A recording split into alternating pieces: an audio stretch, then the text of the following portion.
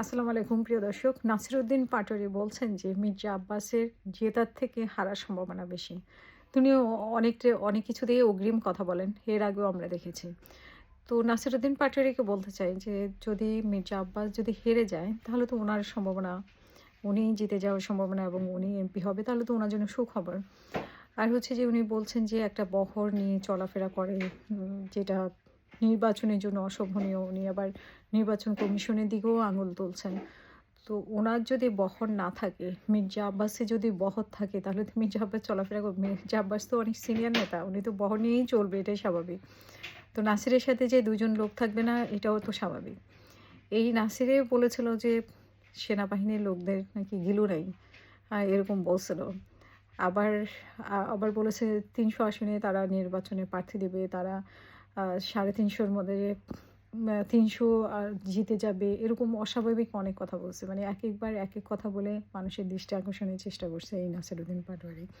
এখন আবার সে মির্জা আব্বাসের আসনে সে, যেখানে ওসমান হাদি ছিল, সেই আসনে মির্জা আব্বাসের সাথে প্রতিদ্বন্দ্বিতা করবে, ভালো কথা। কিন্তু সে আসলে তার তার কতটা গ্রহণযোগ্যতা আছে ইতিমধ্যেই কিন্তু আমরা সবাই জানি তার গ্রহণযোগ্যতা নিয়ে। কারণ সে একেকবার একেক কথা বলে এরকম মানুষের চোখে আসার চেষ্টা করে, মানে মিডিয়াকে আকর্ষণ করার চেষ্টা করে, মিডিয়া কভারেজ নেওয়ার চেষ্টা করে, সোশ্যাল মিডিয়াতে আলোচনার একটা বস্তু হিসেবে পরিণত হয়। তো এটা অবশ্য মানে শুধু নাসিরউদ্দিন পাটোয়ারি না, এনসিপির অনেকের মধ্যেই এই ধরনের একটা প্রবণতা আছে। তারা আসলে মিডিয়ার আকর্ষণে আসতে চায়।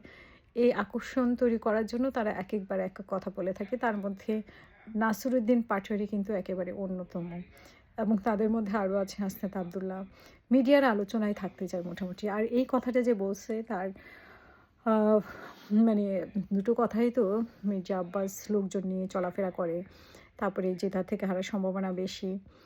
তো এই কথাগুলো আসলে কোনো ভিত্তি নেই। ভিত্তিহীন কথা বলা।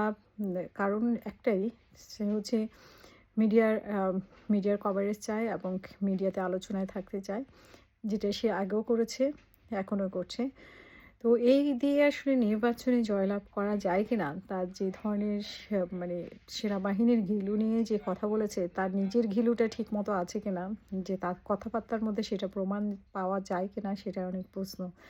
আর তাছাড়া এই ভাইদেরকে ছেড়ে কিন্তু তাদের বোনরা কিন্তু চলে গেছে। এখন দেখেন তাদের যে সংবাদ সম্মেলনগুলো হয়, সেই সংবাদ সম্মেলনগুলোতে কোনো নারী নেই।